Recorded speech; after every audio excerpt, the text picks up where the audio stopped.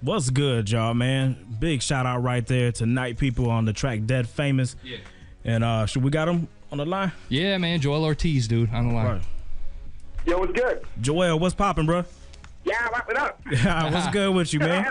That's what I'm talking about, that Saturday energy. I feel you. Thank you. I feel you. No, man. We just want to hit you up, man. Talk a little music, man. And first and foremost, man, I just want to get the bullshit out of the way, man, about the whole Bishop Lamont deal. You know, we wasn't in no way trying to stir up no type of controversy with your situation at all. We were the ones that ran that interview, so it wasn't. Nobody was trying to do nothing. So. Yeah. No, it's all good, man. Okay. I was just a little bit frustrated because, I had my little plan and how I was going to unfold things, and it kind of got a little awesome. But, it's all good. It ain't nothing. No, definitely. So what you working on, man? You in the studio? What's cracking? What you doing? Oh, man, I'm just recording, man, doing what I got to do. Trying to get these records done. I'm going to put out a mixtape next month and keep the streets buzzing or whatever. And we see what happens in the future after that. I ain't really tripping over no deals or nothing right now. You know what I mean? I'm just recording, man, and having fun. Were you doing one of those street albums? You know me, man. I am the street, so of course that's all I do is the street albums. I don't really do the poppy records and stuff. So yeah, so expect Joel Ortiz to give you the street stuff all day. That's what's killing me is you can't even call the Brick a mixtape, right. really. Yeah, that's an album. Yeah, that's an album. Nah, that's definitely. I ain't gonna front, man. The Brick did what it did for me, man. It got me a solid fan base. I mean, I went out to Europe and toured, and people were saying my album line for line. It was an ill experience for me, man. It got me, to feature with some artists that I always wanted to work with on the underground circuit, like Immortal Technique, and I got my dude Styles P on the record and stuff like that. So I like what the Brick did for me, man. So I'm really trying to top the Brick. It's gonna be really hard because I really love it, and that's my first album and my baby. But I'm gonna try to top it. Yeah, because I remember on the Brick you said that you had 3?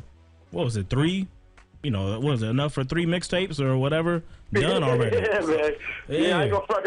I had the 125 bar joints, man. I did 8 of them, but I had to pull a few off of it because it was just too long. It was just too long. The album was just, I didn't want people to be like, "Dad, you just rhyming." Even though they was hard, I had to pull a few off. But I'm about to release a couple just to get people back in tune what's going on and fire the streets up and fire the internet up. Definitely. Now, y'all, I want to pose this question to you real quick. Man, yep. With your buzz that you got right now, with a solid album like The Brick that was already out there, a situation like a Koch got to be looking real interesting to you. I mean, fuck the majors. You know what I'm saying? It's like, I think you could go to a Koch and, man, fucking make it happen. So is that something? Actually, you know what? Like I was telling you a little bit earlier, like I'm not really concerning myself with like the deal, the labels and stuff like that. But I'll tell you one thing. You're right though. It is looking being that I already got my solid fan base and they basically gonna come with me wherever I go. Yeah. Some independent would probably be ideal. But like I said, I ain't gonna jump the gun. My management, they're on the phone every day with these labels and stuff. That people are showing a lot of interest. I thank the Lord for that. Mm-hmm. And I'm gonna do what I do. And since a little kid, when I was 11 years old, when I picked up a pen, all I knew how to do was rhyme and try to be better than dudes on beats.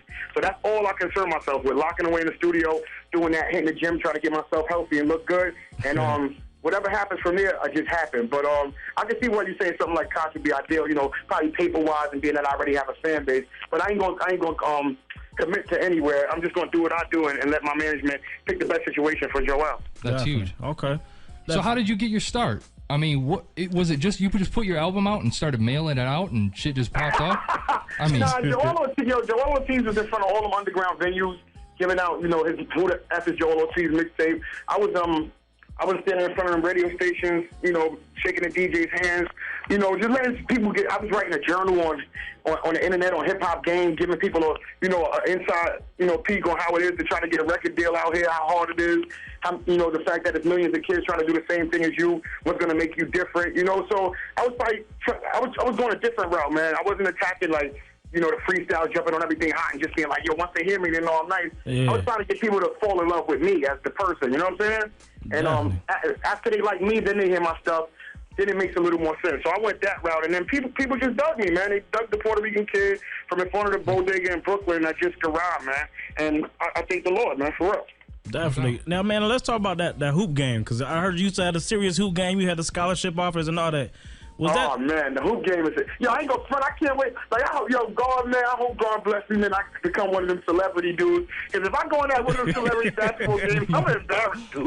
You gonna be dogging them cats, Bow Wow, and all the motherfuckers that think they can ball. I'm gonna be like that ringer dude. Like, come on, man, you used to play ball. You can tell. I hear that, man. I can't wait. Now, I had the scholarships and all. I was all city. I used to be in the papers every game in high school.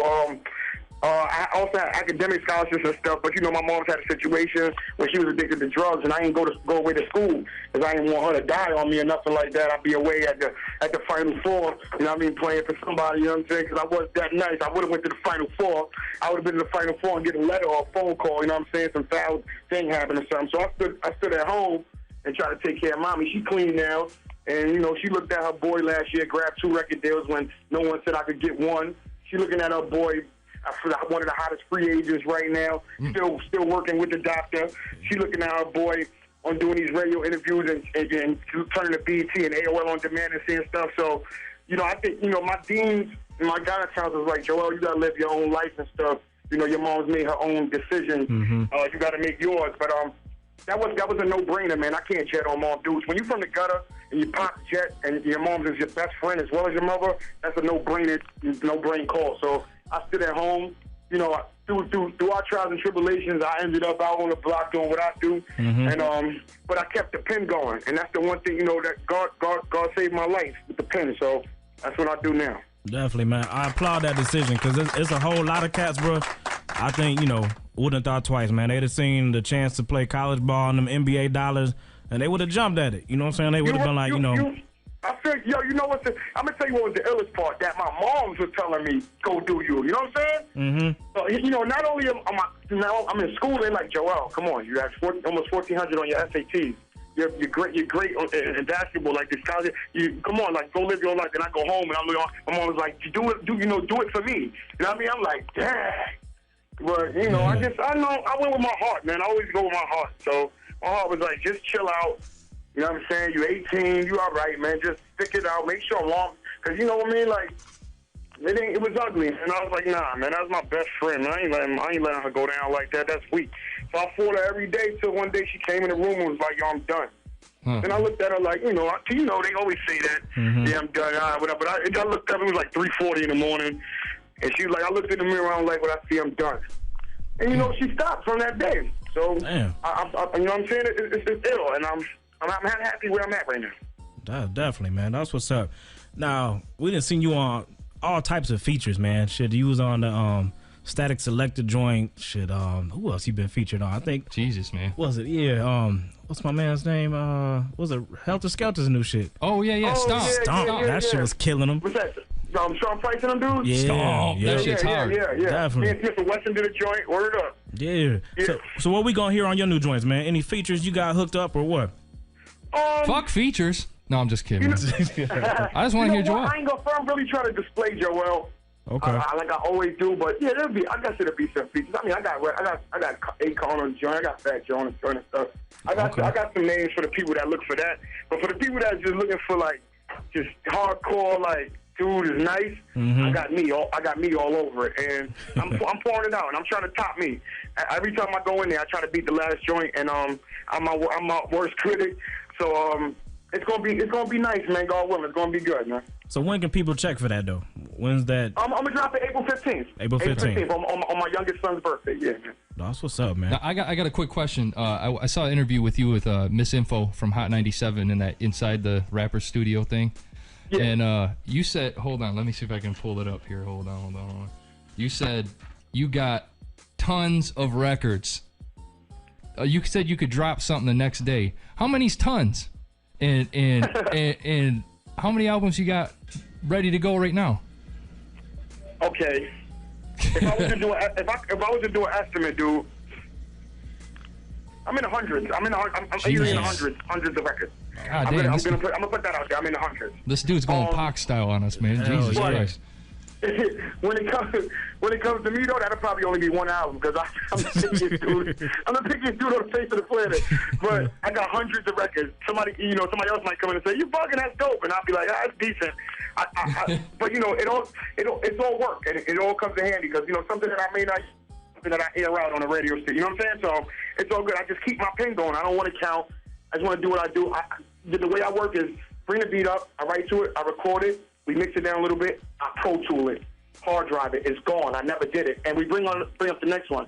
So I know I'm in the hundreds easy with good records. Shit, hell yeah! Can't wait, man. Shout out to that grind.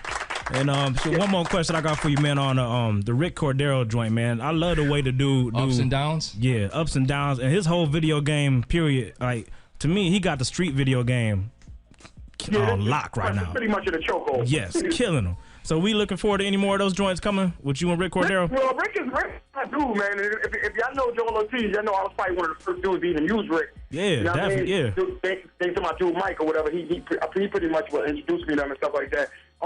Man, me and Rick go hand in hand, man. I paint that picture and he shows it to y'all. So I'm pretty sure there's gonna be a lot more Joel Ortiz, Rick Cordero collaborations, and on a bigger stage because we're gonna try to grind, man. We're gonna try to get it up, man. Get everything right. So maybe I do the right thing, he do the right thing. We can get some more paper and make him even look larger than life already. But man, he's doing his thing, man. Shout out to Rick Cordero for giving me those beautiful looks and all that, man. Well. Definitely, man. Any last words you want to get out there to your fans, man? And listen, we live right now, so anything you want to say to people? I love my fans. I'm say it again because I don't want to sound corny. I'm not a corny dude. I really, really love my fans because y'all say them.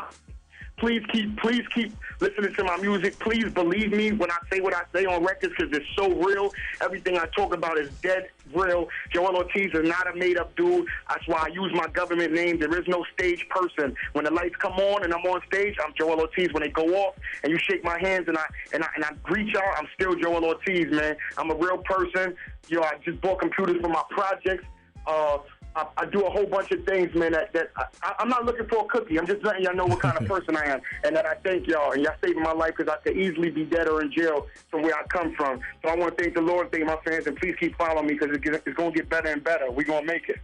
That's what's up, man. Thank you for your time, Joel. Thank you, man. I appreciate it. All right, man. We'll holler at you. Later, y'all. All right, one. Yes, sir, man. Yes, sir. Yes, sir. Joel yes, sir. Ortiz, man. That's the dude right there. Cool people, man. About to hit this GTA Wanna Be Myself real quick. HoodHype.com, episode number 60, the live episode, bitches.